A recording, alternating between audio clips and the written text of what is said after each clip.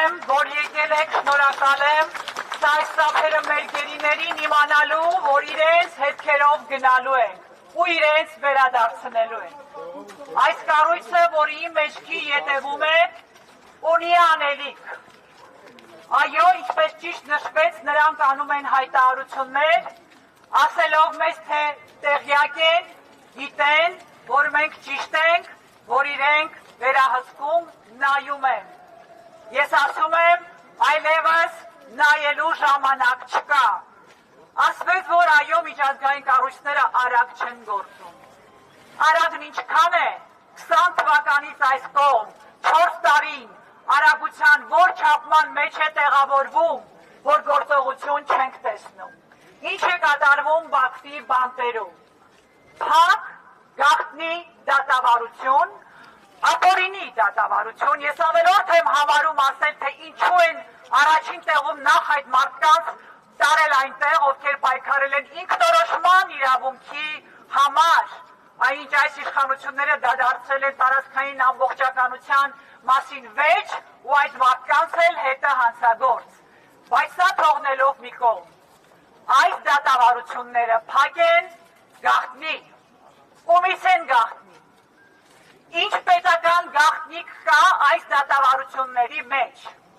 Ինչպես է համարձակվում Ադրբեջանը համարել սա իր ներքին գործը,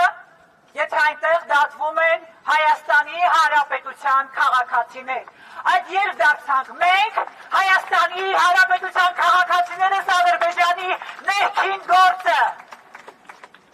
Ինչ են ուզում մեր գերիները, ընդամենը մի բան, այս կառույցներից, ովքեր լուր հետևել ու հասկացել են, որ մասնակցեն այդ դատավարություններին,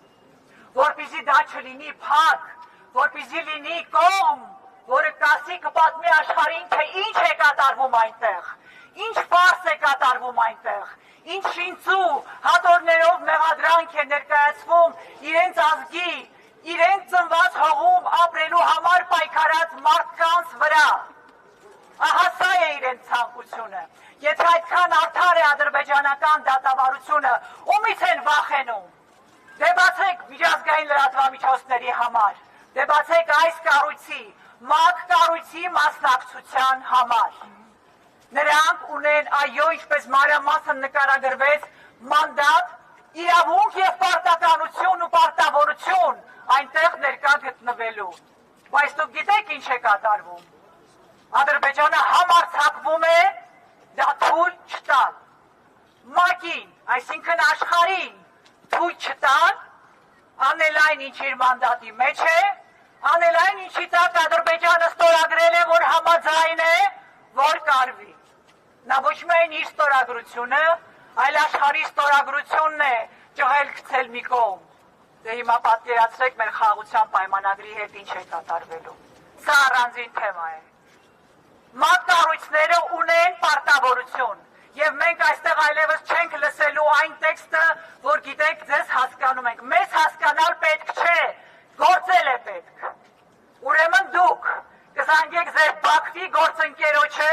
կասեք ներկայանալ այդ դատական գործընթացին եւ մեզ կտեղեկացնեք, զանգել եք թե ոչ, եւ ինչ են ձեզ պատասխանել Բաքվի իշխանությունները, հանդուգն եւ ամենաթողության մեջ գործող իշխանությունները։